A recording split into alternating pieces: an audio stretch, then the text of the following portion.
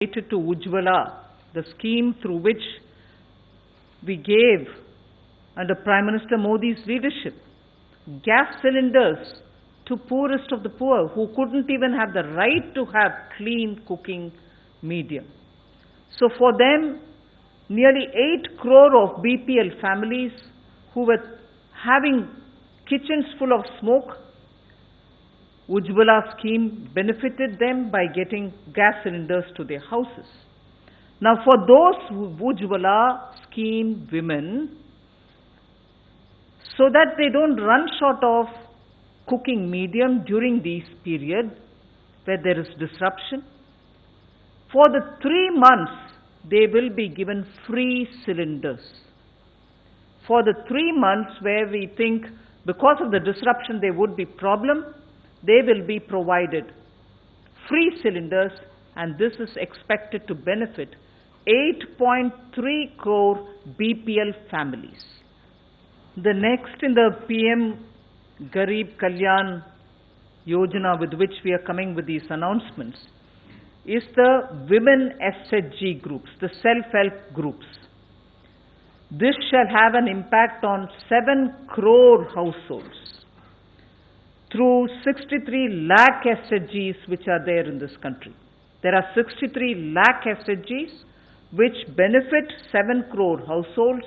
My next announcement is for them, and what exists now is that under the Deen Dayal Yojana National Rural Livelihood Mission, they get up to 10 lakhs collateral free loans. We now want to double that to 20 lakhs. So collateral free loan now will be given to them up to 20 lakhs and not 10 lakhs. It's now doubled. This shall immediately benefit all these SHG women and therefore have an impact on the 7 crore households. So money in hand without worries about collateral. Organized sector under the PM Garib Kalyan Yojana with which we are coming, and under the organized sector, I am announcing 2 different things.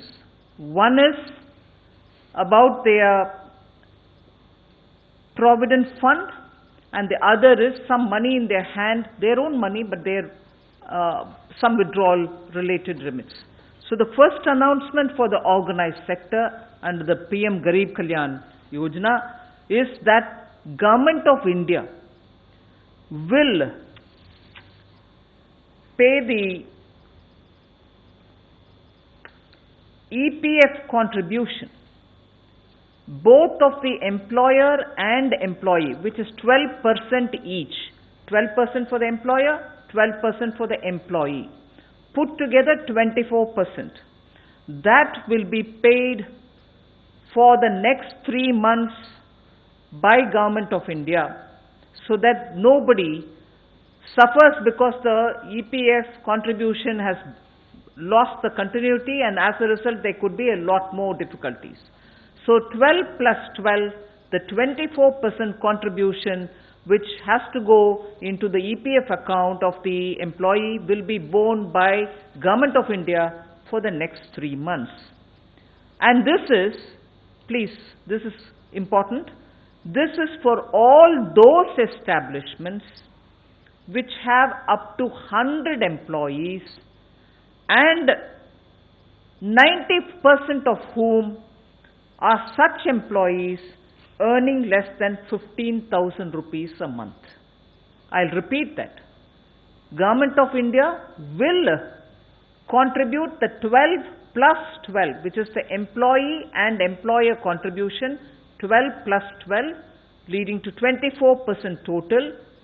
Government of India will contribute that EPFO of 20% money, the pension provident fund contribution.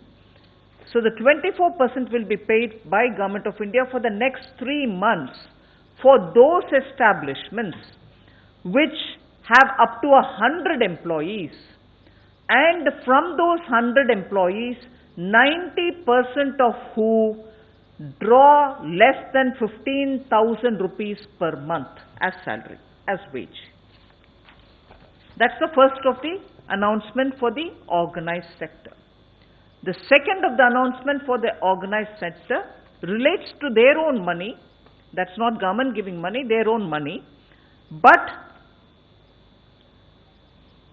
what may benefit 80 lakh employees and incentivize 4 lakh establishments, and this will be enabling people so that without disruption they can continue. The announcement about, the second announcement about their own money is the Provident Fund Scheme regulations will be amended. The EPFO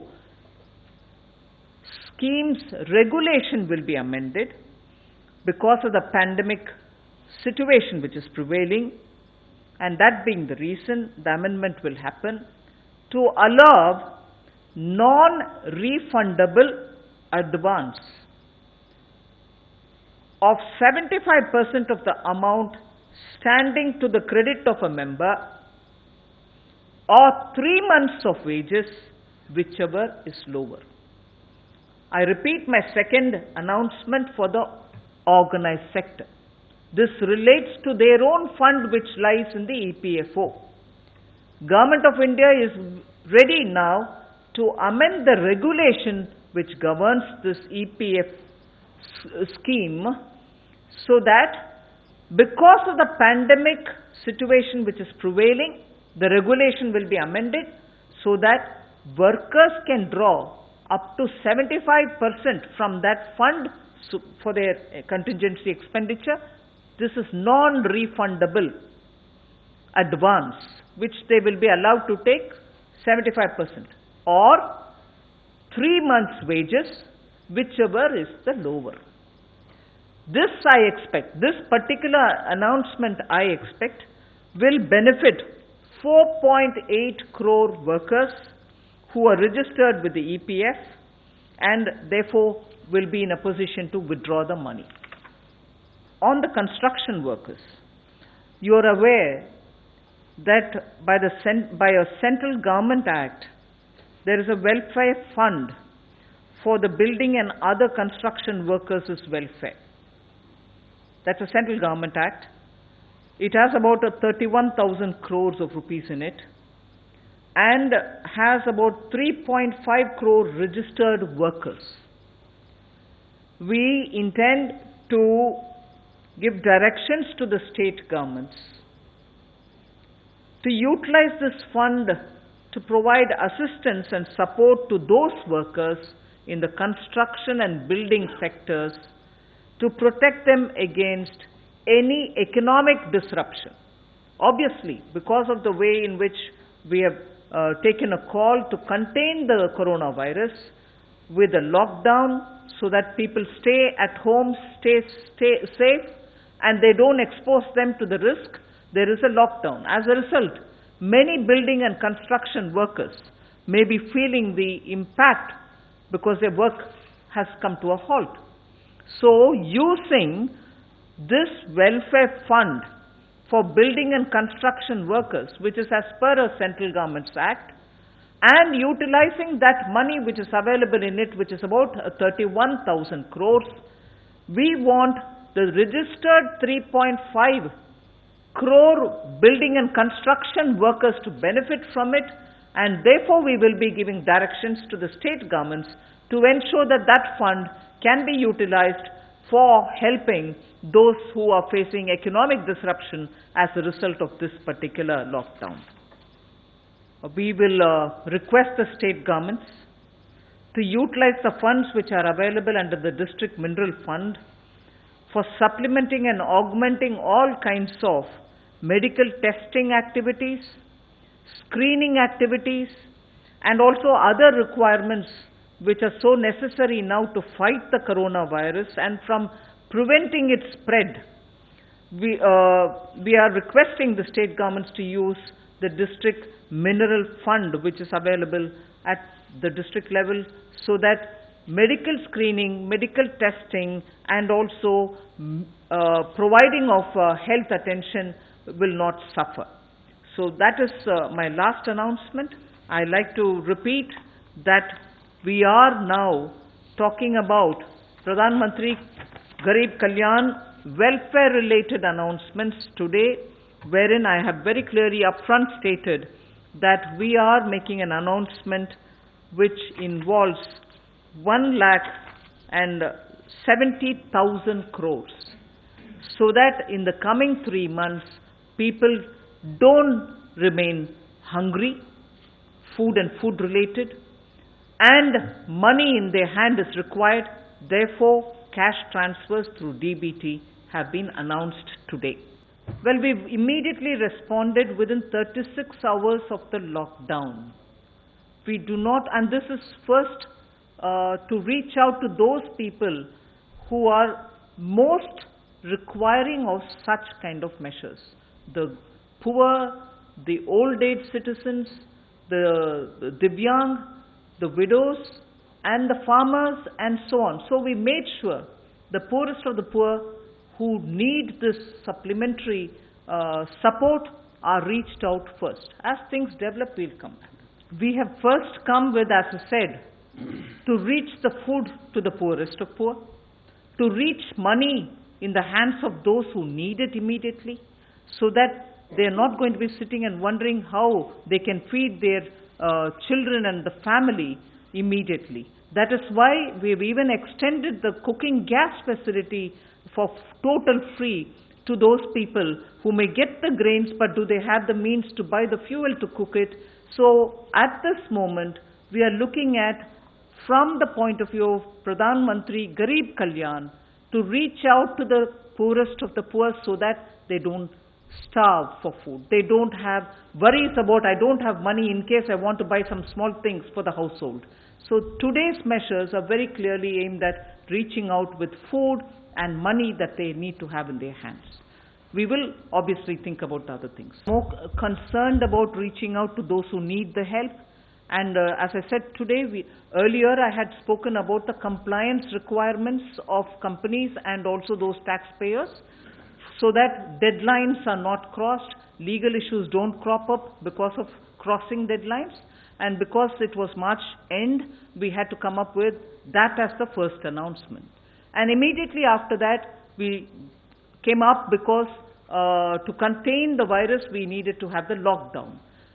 After the lockdown has been announced, the disruption and because of that, the consequences which the poorest of the poor face, we've come within 36 hours today with the welfare schemes. So I will gradually address if there is more to attend to.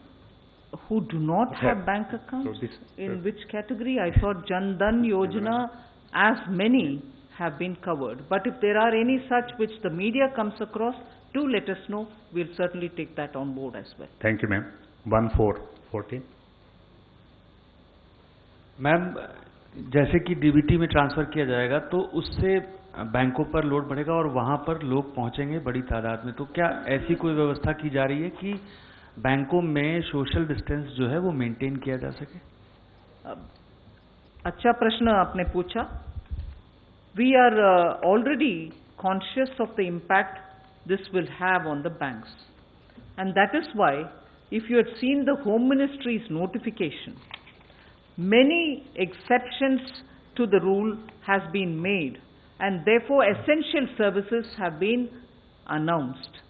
Banks and bank branches, ATMs, Bank Mitra, which is the bank correspondence, the RuPay card and its operations, similarly the branches, are all now under the exceptions category during the lockdown, meaning they are all exempted from being locked down. They are all now expected as essential services to continue their work.